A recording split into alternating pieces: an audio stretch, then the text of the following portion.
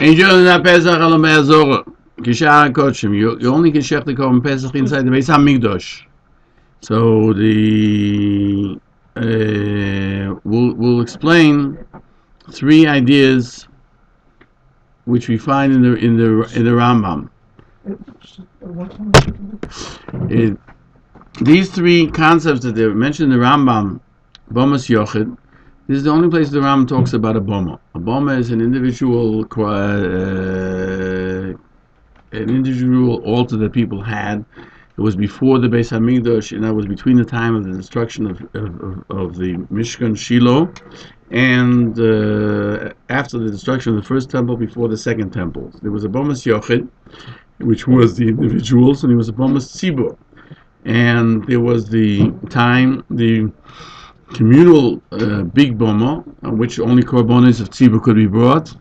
Not only that, on a personal Boma, you can't bring the korban Talmud of every day, and veheter habomis, and there's a period of time when you're allowed to have the bomis. All the korbanos are brought in the Beis Hamikdash. And if you brought it outside the Beis Hamikdash, it's called shchutei chutz. It's chayav koros. There were two periods of time, as we just mentioned, when you could bring outside the Beis Hamikdash on an individual person's private boma the korban, a korban.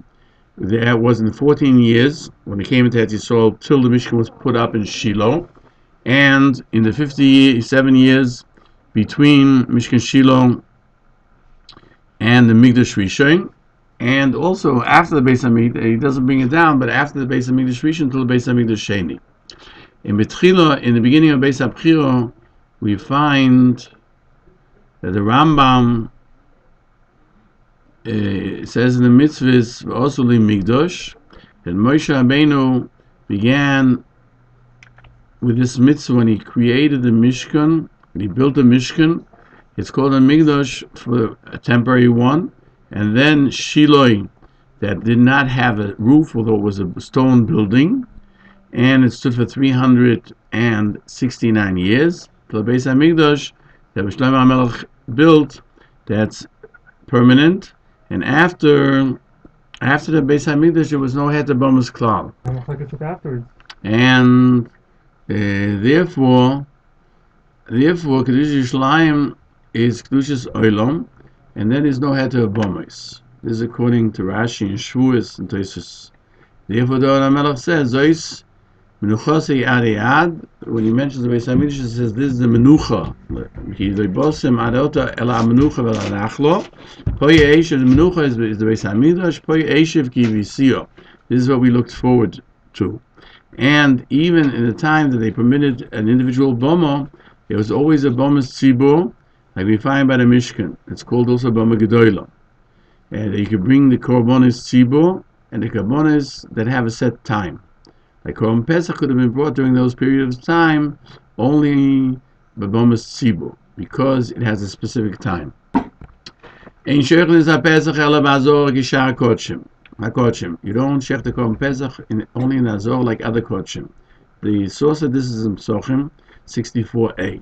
Because the Mishnah cites that the Mishnah, the Pesach is slaughtered in three groups.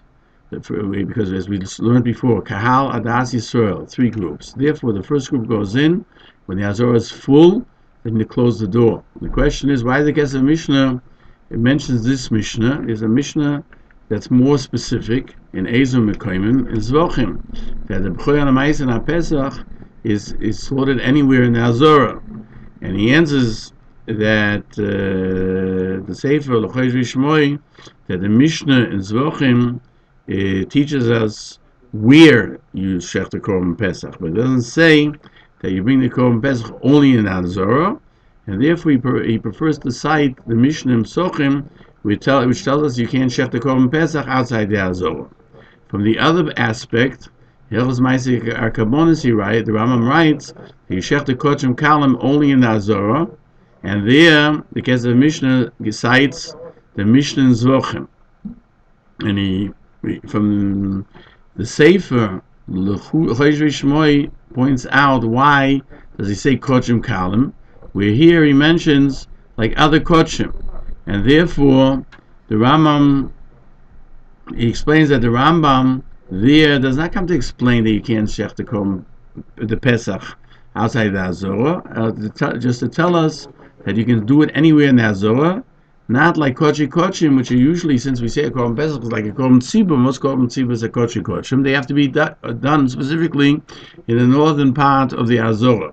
Whether that's directly opposite the Mizbeach or how long it takes is also machlokes in the Gemara. Therefore, he says Kishar Kochim Kalim, that which are anywhere in the Azorah, and therefore the Kesef Mishnah cites the Mishnah in Zvochim. Hapchoim HaMaisa HaPesach are Kochim Kalim, and they're slaughtered every place in the Azorah. But the Rambam here wants to explain that he shech the Pesach only in the Azorah and not outside of it. He doesn't mean to a certain specific place in Azorah, and therefore here, because the Mishnah doesn't cite the Mishnah in Zvochim, only in Sochim, where it says you have to slaughter the Korban Pesach only in the Azorah. Now the Rambam continues, even when they were permitted to use the bomis, and the Din Korban Pesach was different. You could not bring you could not bring a Korban Pesach on the individual's private altar. So the Achonim ask a question, what did the Rambam tell us this for? All the Karbonos you can't bring outside the Beis HaMikdash. And the Turei Evan answers that since Pesach Mitzrayim they did everywhere, and they did it on their own doorways and on their own the doorposts and the upper area of the doorposts. Therefore, you might think that you could always do Pesach anywhere. This is why the Rambam was required that this is also only in the Azorah. You can only shecht it in the Azorah. And therefore the Torah was more stringent, that even when there was a permission to do the bomis, you couldn't do the Korban Pesach in a private altar, so they shouldn't be consider the Korban Pesach as being just an ordinary, simple Korban, as opposed to being a special Korban.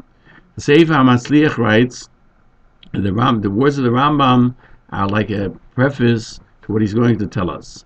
That not only are you obligated to bring the Korban Pesach in the Azorah, but even when you head to Abomis, it's mutter to bring a Korban Pesach, a Korban Yochid, an individual's Korban in a private altar. Even so, the Pesach was only done on the Abomis Tzibur. Now the Gemara continues. The Mishnah Rambam continues. Anyone who brings a Korban Pesach and a Abomis Yochid, he gets Malchus. The text of Rabbi Rambam is he that would bring the Korban Pesach and Abomis Yochid would get Malchus, as if he brought it in the marketplace. What does he mean to say? That Pesach has to be only on Bomis Gdoila, otherwise it's Shchutei Chutz, and you're over with a lav. But after the Isra of Bomis, it's a Chiv Koris, because it can't be, when any Korban outside the Beis HaMikdash is a Chiv Koris, except Korban Pesach on a Bomis Yochid would only be a lav. Shene'ema, where do you learn that from? It says, it says in Devarim, a person cannot eat the Korban Pesach in your own house. From this, from the Chachomim learned this, as it's a warning to Shechet B'Bomis Yochid, that you're not allowed to shech the Korban Pesach on a personal altar, even when there's a head of the Bomis. This is the sources in Zvochim, the name of Rab Shimon. And since the Chachamim don't disagree, halacha is like Rab Shimon.